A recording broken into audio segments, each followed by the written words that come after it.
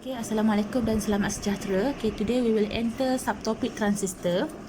Okay, transistor ni dia ada tiga kaki lah, dan tiga terminals. Yang pertama collector, yang kedua base, lepas tu dia ada emitter, CBE. Okay, so ketiga-tiga terminals ni ada function dia. Emitter E supplies charge carriers to the collector B. Base B is a thin layer in the middle of a transistor to control the flow of charge carriers from emitter to the collector. Collector C receives charge carriers from the emitter. Okay, so kita ada dua jenis transistor. The first one is NPN. Okay, NPN transistor ni collector dekat N. Okay, base dia P, emitter dia N, NPN. Okay, so untuk awak draw lukisan untuk NPN ni, P ni kalau cikgu tengok, P ni tengah, P pergilah, pergi dia keluar. So area dia keluar lah kalau untuk NPN. Kalau PNP pula, area dia masuk ke dalam. Beza dia, awak kena ingat satu je lah, ingat yang NPN je. P pergi, so arus dia keluar. Okay, so the arrow in the symbol shows the direction of current. So ni menunjukkan arah arus daripada B ke E. Okay, kita tengok transistor circuit.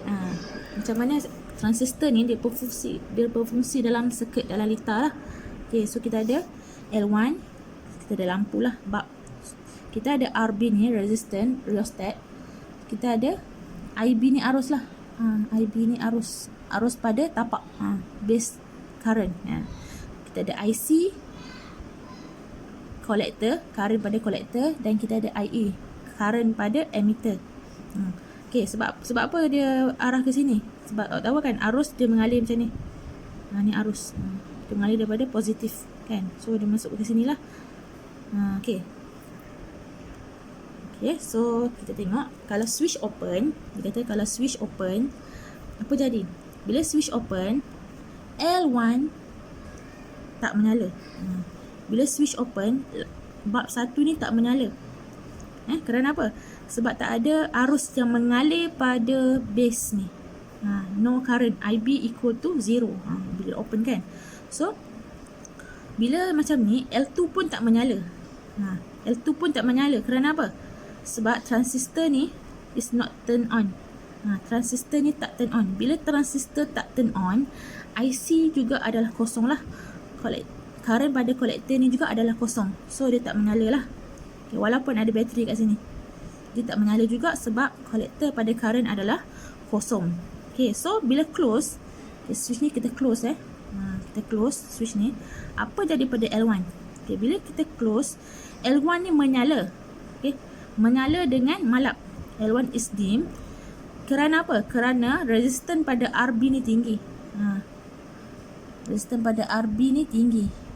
So L1 ni menyala dengan malap lah. Okay, bila awak tahu kan, bila resistan tinggi, arus akan mengecil.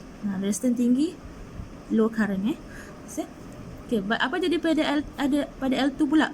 Okay, L2 dia menyala dengan terang. L2 kat sini, bulb kat sini dia menyala dengan terang. Kerana apa? Kerana current pada kolektor ni besar. Kerana current pada kolektor ni besar sebab tak ada rintangan lah kat sini kan. Okay, so konsep yang awak kena tahu, IB small. Okay, bila current pada IB ni small, dia control dia control the flow of IC. Okay, IB ni control the flow of IC. IB control the flow of IC. Okay, this enables the transistor to act as a switch. Dia bertindak sebagai switch lah. Bila IB tak menyala, tak berfungsi, IC pun tak berfungsi. Okay, so resistance RB is large. Resistance RB ni dia besar, dia untuk mengehadkan current pada base. Is to limit the IB ya. Okay, sebab apa? Kalau IB tu dah tambah, kalau RB tu rendah, kalau resistance rendah, current terlalu besar, so dia akan merosakkan transistor lah. Okay, transistor will not become too hot and burn. RB ni besar untuk mengehadkan current pada base.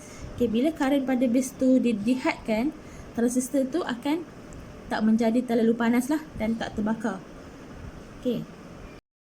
Okay, untuk aktiviti 5.8 ni, aim dia untuk study the use of a transistor as a current amplifier. Okay, so arrange the circuit kan, record the readings A1 SIB and A2 SIC. Dia record IB dengan IC tu. Lepas dia dapat kiraan, determine the gradient. Gradient of the graph adalah IC over IB. Collector current bahagi base current. So, based on activity 5.8, you will obtain a graph of IC against IB, which shows a straight line. Straight line passing through the origin with a positive gradient as shown in figure 5.16. This proves that when there is no base current, IB equal to 0, then there is no IC. IC equal to 0. IB 0, IC pun 0. Okay. When the base current IB increases, the collector current IC also increases. Dua-dua pun bertambah. IB bertambah, ini pun bertambah. The gradient of the graph is the amplification factor, B of the transistor. Faktor pembesaran lah, amplification factor of the transistor. So gradient dia lah. So bila awak dapat gradient dia 156. So this means the amplification factor is 156. So this means that a change of 1 mA in the base current will cause a change of 156 milliampere in the collector current. Bila IB tu berubah sebanyak 1 milliampere, collector current akan berubah sebanyak 156 milliampere. Ini menunjukkan transistor berfungsi sebagai amplifier. Dia boleh membesarkan arus. Okay. So ini adalah potential divider. Function dia adalah untuk membahagikan voltage yang mengalir di R1 and R2. So kat sini kita ada V2. Dekat sini kita ada V1 lah. Sebab kat sini R1 kan. So formula dia untuk dapatkan V1, untuk dapatkan V kat sini, R1 over R1 plus R2 darab dengan V. Darab dengan V ni lah, V ini.